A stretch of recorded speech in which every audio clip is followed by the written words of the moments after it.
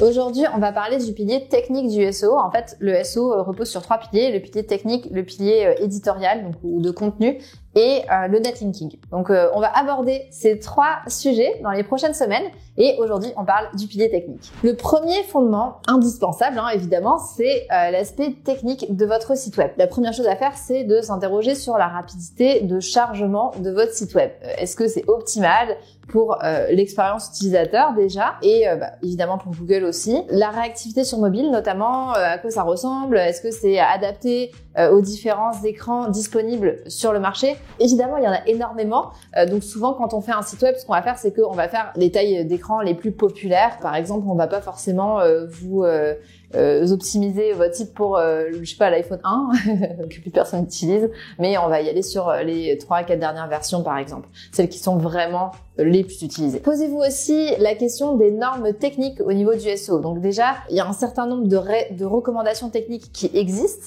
Donc, est-ce que votre site web les suit? Donc là, on va parler par exemple, de la structure à chaîne. On va parler est-ce qu'il y a des basiques, des métadescriptions? Est-ce qu'elles sont optimisées? Donc là, c'est un peu aussi de l'éditorial. C'est un peu entre les deux. Il y a pas mal de critères que je vais pas forcément tous vous lister ici, mais il y en a plein. Et ça, c'est vraiment important que l'équipe de programmation qui va faire votre site web, elle soit formée. Nous, c'est notre cas, évidemment, vu qu'on est une agence de SEO, nos programmeurs sont formés au SEO. Ils ont une liste de 50 critères techniques à vérifier en fait quand ils créent un site web. Dans les autres critères que vous allez avoir aussi, vous avez aussi tout ce qui est sécurité. Donc votre site web, il doit être un site web qui est en HTTPS, c'est pas un HTTP. Ça c'est depuis, si je me trompe pas, de 2012, peut-être 2013, enfin bref, peu importe, c'est dans ces eaux-là, ça fait quand même près de 10 ans que Google recommande à ce que tous les sites web soient avec un certificat de sécurité SSL. On appelle ça plus communément le HTTPS. Aussi, ça va être très important que votre hébergeur soit fiable.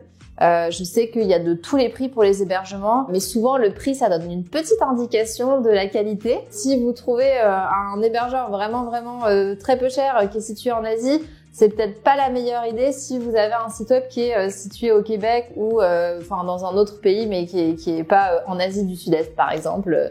Donc faites attention à ça. Ce qu'il faut comprendre, c'est que Google considère tous ces éléments pour évaluer la dimension technique de votre site web. Évidemment, on n'en a pas parlé, mais il y a tout l'aspect indexation qui est super important. Donc il faut que le site web il soit crawlable, donc explorable en fait par Google, qu'il puisse explorer vraiment toutes les URL de votre site web les plus pertinentes. Et ça, c'est vraiment la dimension technique. C'est ça qui va faire que votre site web, Google peut l'explorer et donc l'indexer. On va parler des redirections. Donc si vous faites un nouveau site web, il est possible que vos URL changent et dans ce cas-là, on ne fait pas juste un changement comme ça sans rien dire à Google. Il faut dire à Google que nos URL ont déménagé et donc c'est ce qu'on appelle les redirections.